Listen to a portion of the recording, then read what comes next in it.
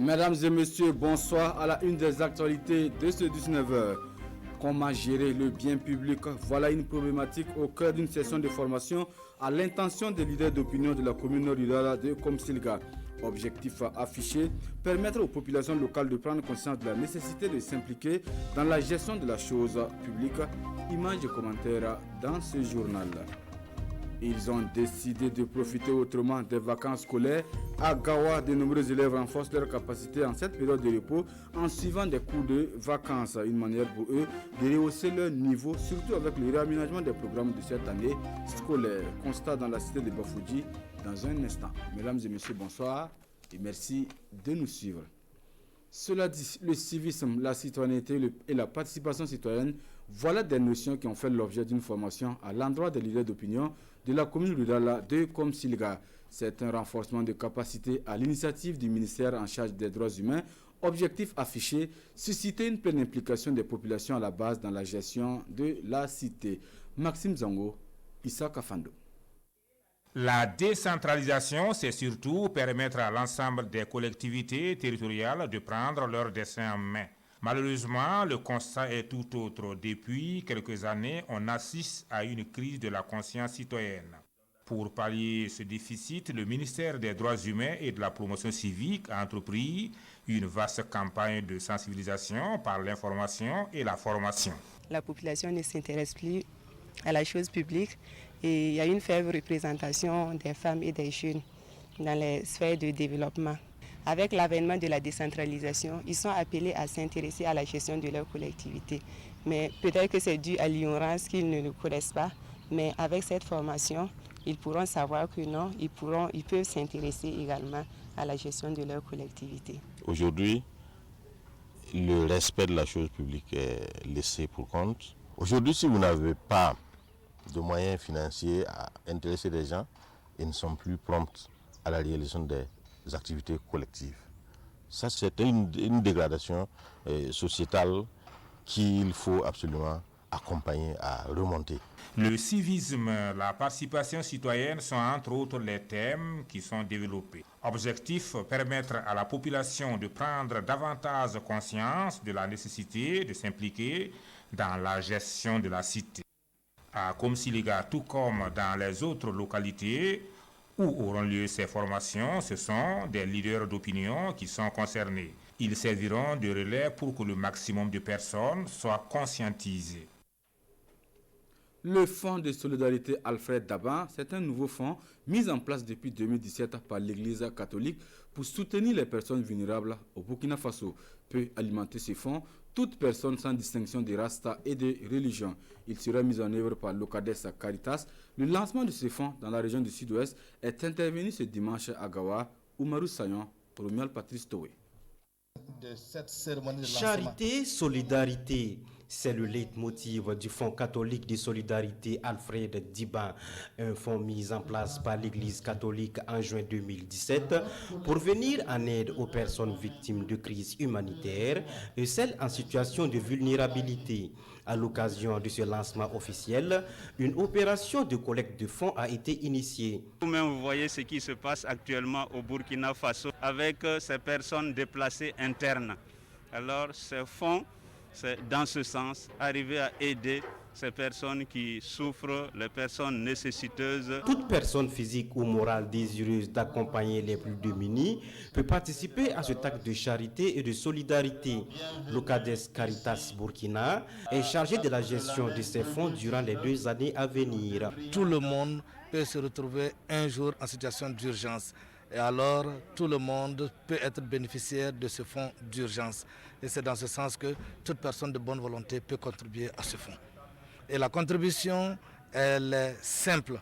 C'est par des collectes, par des dons ponctuels ou juste par transfert d'argent. Après ces 2 ans de gestion par l'Ocades, une équipe spéciale sera mise en place pour la gestion du Fonds catholique de solidarité Alfred Diban. Alfred Diban est le père de feu professeur Joseph Kizerbo. Il est considéré par l'Église catholique comme le tout premier chrétien du Burkina Faso, ex-Haute-Volta.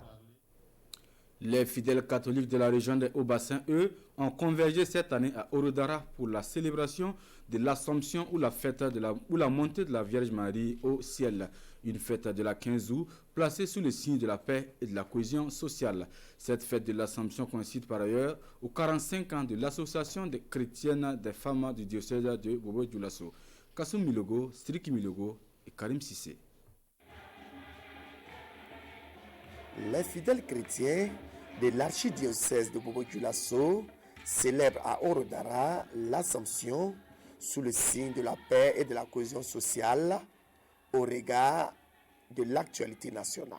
Moment d'adoration, de louange et de prière, ce fut l'occasion pour Monseigneur Paul Ouedraogo d'inviter les mères à être à l'image de Marie, les promotrices de la paix. Il y a 3 choses qu'elles doivent cultiver qui va les amener à ressembler à Marie, notre mère. C'est la foi et la confiance en Dieu, quelles que soient les situations, les difficultés ou les épreuves. C'est également l'humilité parce que Marie est une femme exceptionnelle qui brille par son humilité. Et aussi le sens du service des autres. Comme on l'a vu aujourd'hui, elle est partie rendre service à sa cousine Élisabeth. Et pour les fidèles chrétiens, ce fut un moment d'introspection, de communion, afin que la Vierge Marie intercède pour eux. Comme on dit en Dioula, nous sommes loués. Si les femmes se lèvent et elles sont par leur sainteté, qu'elles deviennent vraiment des promotrices de paix, et déjà je pense que le pays gagnera. L'Assomption 2020 dans la cité du Verger marque également la fête patronale du 45e anniversaire de l'association chrétienne de l'archidiocèse de Bobo-Dioulasso. Dans un tout autre registre de l'actualité, une journée de solidarité et de plantation d'arbres pour marquer la première édition des journées de l'initiative pour le développement de la commune de Diabo dans la région de l'Est.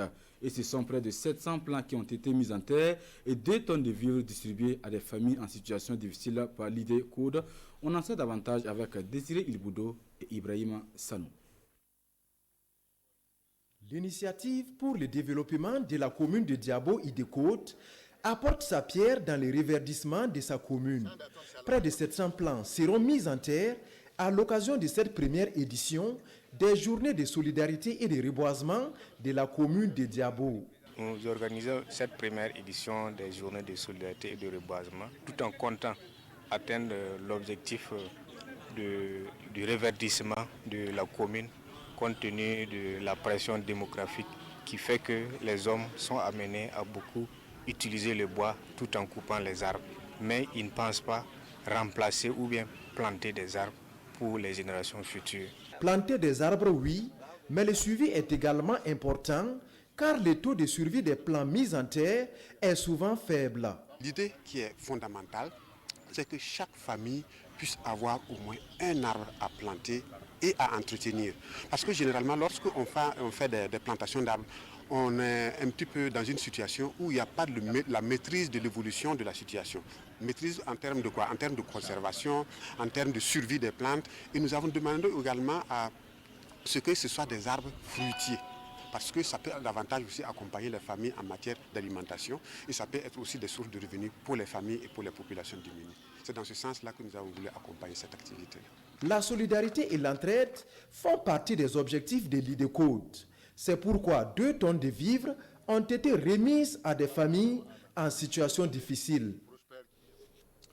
Elles ont décidé de donner vie à leur espace funéraire. Les populations de la commune rurale de Samba, commune comme un seul homme, ont procédé vendredi dernier au nettoyage de leur cimetière municipal. Un acte de solidarité à l'endroit des morts, activité de désherbage à l'appel du maire de la commune, Nongba Kouda, Saïbani Tchema. Opération cimetière propre ce vendredi matin dans la commune rurale de Samba. Femmes, hommes et enfants, machette en main, répondent ainsi à l'appel du maire pour le désherbage du cimetière communal. Une opération pour donner de la valeur à cet espace funéraire. Il y avait beaucoup de touffes d'herbe, il y avait beaucoup d'arbustes. Et il nous faut absolument le nettoyer et pour permettre à ce que les activités d'enterrement et d'inhumation puissent se passer dans de bonnes conditions. Une initiative saluée par les populations pour qui les cimetières font partie du patrimoine de la société qu'il faut entretenir et protéger. Je suis très contente parce que aujourd'hui nous on est là, mais il y a les gens qui nous ont dévancés. Mais moi je crois que demain ça peut être moi ou bien quelqu'un. C'est le maire qui a initié, mais en tout cas c'est une bonne initiation puisque ça c'est bon même pour toute l'humanité. Donc nettoyer les cimetières, c'est en tout cas c'est un acte de citoyenneté. Pour le maire, le nettoyage du cimetière est également une solidarité à l'endroit des morts. Et cette activité est un départ pour l'entretien et l'organisation de ce cimetière communal. Dans l'actualité également ce soir, ce sont les vacances pour la plupart des élèves, occasion pour certains de voyager ou de mener des activités rémunératrices de revenus. D'autres par contre mettent à profit ce temps de repos pour rehausser leur niveau d'études. C'est le cas à Gawa dans la région du sud-ouest où ils sont nombreux ces élèves qui suivent donc des cours de vacances. On fait le constat avec Elvis Tuna et Romuald Patrice Toé. Grâce par l'info est élève en classe du 6e et passe en classe supérieure la rentrée scolaire prochaine. Elle a décidé de mettre à profit ses vacances pour rehausser son niveau d'études. Je suis venue pour faire les cours de vacances, pour bien m'exercer parce qu'on n'a pas pu faire tous les trimestres et tous les cours. Comme elle, ils sont plusieurs dizaines à participer aux cours de vacances dans la cité de Bafouji. Et pour le moment, tout se passe très bien pour ces élèves. On a fait maths, anglais et français. Il y a beaucoup de choses que je ne comprenais pas en français et j'ai pu comprendre. Je suis satisfaite parce qu'il y a d'autres cours qu'on fait ici et qu'on n'a pas vu en classe. Le contexte sanitaire lié au Covid-19 n'a pas permis d'achever les programmes d'études au niveau du primaire et au secondaire. C'est pourquoi ces enseignants se sont réunis pour organiser des séances de remise à niveau et de rattrapage au profit des élèves. Vu la manière dont l'année scolaire s'est déroulée et vu la maladie du coronavirus, qui a impacté beaucoup sur l'avancement du programme. Donc, beaucoup de classes, toutes les classes n'ont pas pu terminer le programme. On sait que d'une classe à une autre, il faut que la base soit solide. Voilà. Il faut une fondation bien faite. Sinon, c'est un peu comme si on était en train d'amener les enfants un peu à l'abattoir. Voilà. C'est pourquoi nous, on a mûri la réflexion et on a jugé bon de faire des cours de vacances pour ces enfants-là. Les vacances sont faites pour que les enfants puissent se reposer convenablement après 9 mois d'études selon les spécialistes de l'enseignement. Les cours de vacances ne sont donc pas conseillés en temps normal. Il y a des activités qui sont programmées pendant les vacances. On appelle ça les activités post-scolaires. Et dans les activités post-scolaires, nous avons beaucoup de choses à faire.